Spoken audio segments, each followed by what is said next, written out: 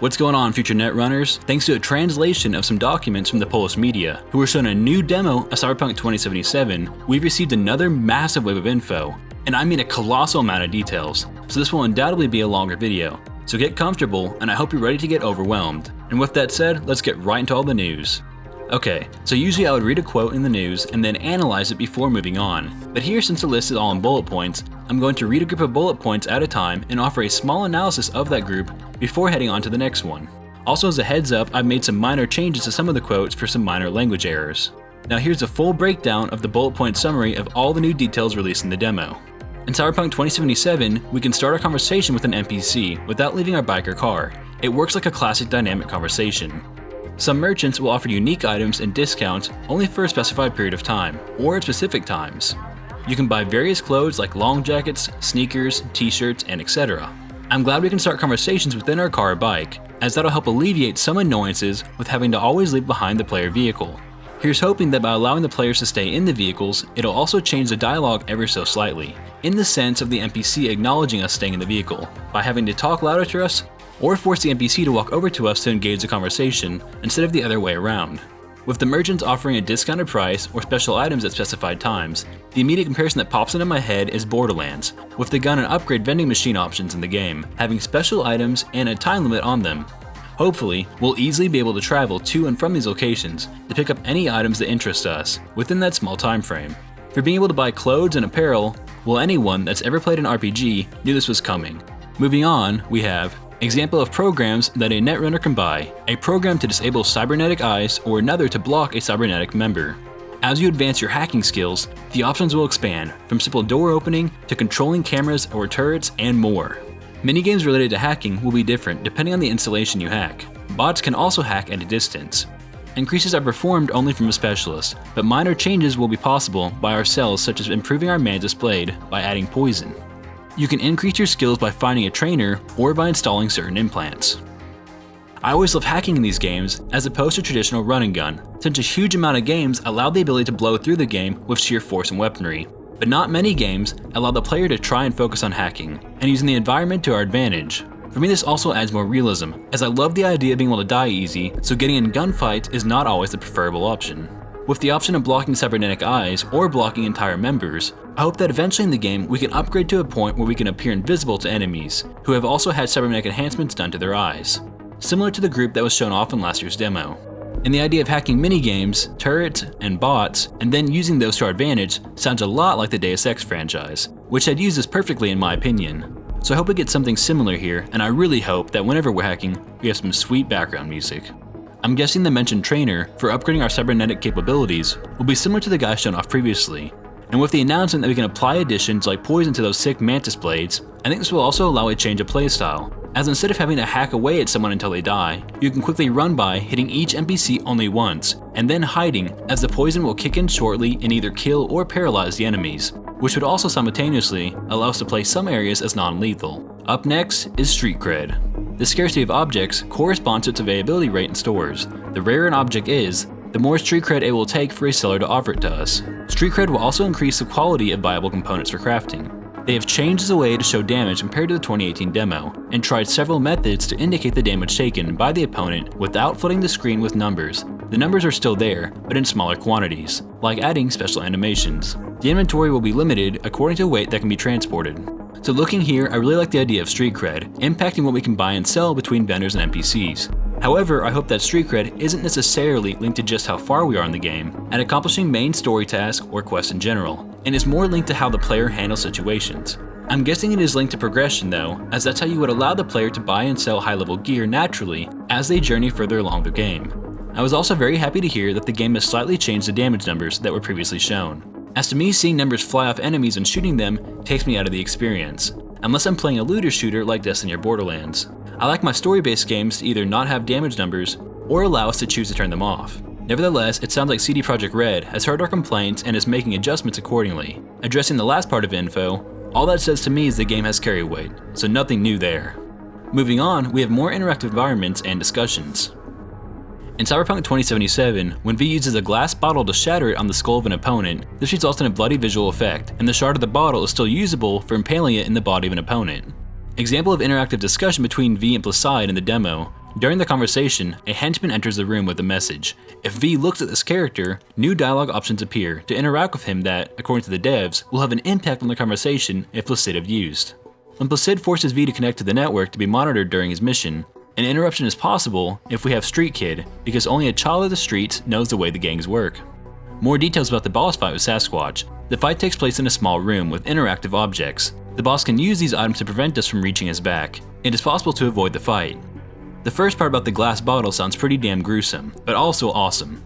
I think this will play similar to the section shown off in last year's demo, where when the player reaches an enemy silently and then chose to kill him, our player forced his head into a tub of water before shooting him. This made the kill silent, and also appeared to be part of the game's subtle dynamic environment that CD Projekt Red keeps bringing up. The dynamic elements that were mentioned during conversations and missions suggest that this game will greatly benefit players who accomplish a lot in the game and spark relationships with a wide variety of NPCs. This should allow the game to have a ton of replayability too, by not only allowing player choice to affect major and minor plot devices, but even small details such as conversations. Also, by allowing more options to pop up for players who look at other NPCs during a conversation, will make players be more interactive and engrossed at all times during the game, and prevent us from simply watching the screen and pressing a single button, akin to conversations in Bethesda and BioWare games. The last part about being able to skip the boss fight entirely is one of the most exciting options to me, as it means that maybe we the player can simply skip the engagement by our dialogue options or by sneaking around, once again akin to something we might see in Deus Ex. Moving on, we have some details about player levels and skills. In Cyberpunk 2077, each attribute and skill goes up to level 10. There are 60 perks too, 5 per skill, and each perk has 5 levels of progression. You can combine skills with doping products like the slow motion effect during hacking to have more time. This was used during a fight against an animal in order to have time to hack him. In the demo, V's level 18 with the street cred level 12. Forget is level 45 and was the highest level NPC met in the demo. It sounds like there will be 12 skills total, as each skill has 5 perks, with each skill being able to be leveled up to a max of 10 levels, and each skill being able to be upgraded 5 times. So it sounds like there may be a total of 3,000 total upgrades in the game, which would actually be insane.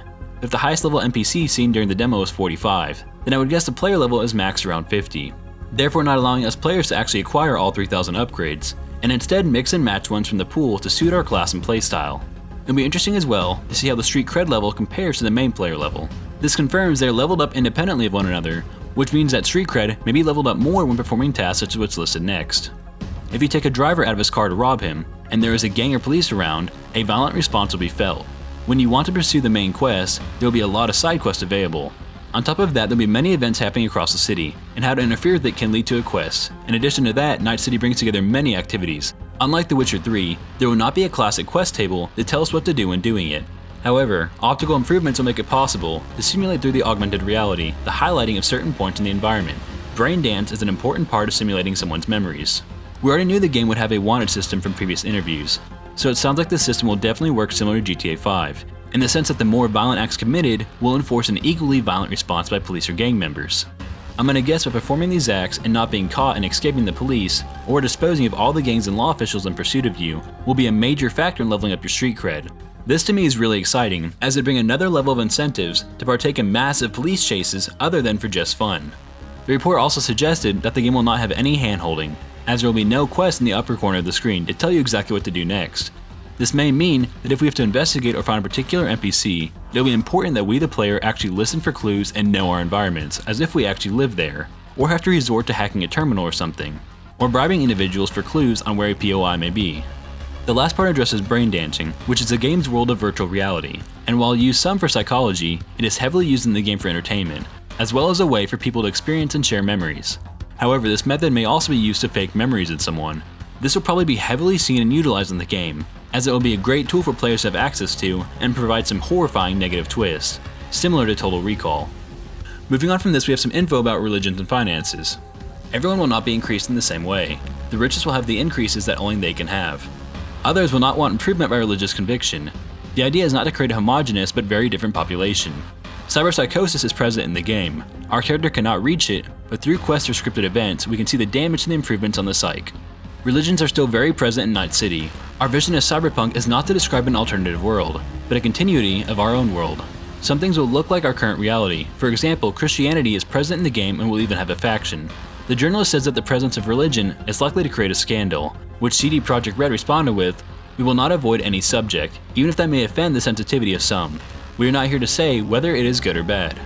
The type of your character will be at your convenience. You will not necessarily choose strictly a man or woman. One can have a male body with female attributes, a feminine voice and feminine hair. The type of voice will impact how NPCs will perceive us. It sounds like in the game, the wealthiest NPCs will have access to tools not available to many others. We saw this previously with the militarized EMT team that picked up the POI in last year's demo. And I'm guessing this will come into play when fighting the wealthy, as they will not only have bodyguards with high-tech weaponry, but also maybe even have advanced guards like those seen in Elysium. Hopefully these two will also be dynamic interactions, meaning that if we attack the wealthy in the game, we can reap in financial and gear rewards, but also have to deal with the high-stake consequences of our actions. This would also be another way for the players to gain some major street cred, and hopefully over time, we the player can also become incredibly wealthy and have access to some of these perks. I'm also glad to hear that the game will indeed have religions, and even weaponized factions of them, and will include a multitude of these, despite what today's media and some hypersensitive individuals may think. At least to balance out the possible media cry, the game will allow the player to really customize their character by mixing and matching body types and voices. This seems like something very realistic as well, given the amount of freedom people would have in expressing themselves. Last but not least is a small look at our motorcycle in the game, that was released a little while ago. It's called a Yaiba Kusanagi, with Yaiba being the manufacturer's name, and it absolutely screams Akira. I love the color here shown as well, and I can't wait to see just how much visually and mechanically that we can change and upgrade on this beast when the game comes out. As Cyberpunk 2077 will feature a ton of vehicles for you to collect and offers players a garage to store them in. And similar to The Witcher 3's Roach, you'll also be able to summon your vehicle on the fly to help you make those quick getaways. Well, there you have it, guys. That was a massive amount of info released in the document.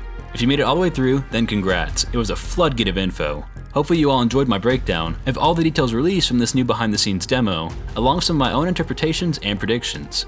I'm guessing sometime soon, CD Projekt Red will release this demo here to the general public, and when they do, I'll be sure to look more into that. But enough with my views and opinions. What do you all think? What parts of the new info were most exciting to you? And what are you most excited to do in the game when it finally comes out? Let me know in the comments below, and if you like this video and you want to see more like it, be sure to leave a like, share the video, and hit that subscribe button. And I'll see you all on the next Shepherd Gaming video. Keyless Ally.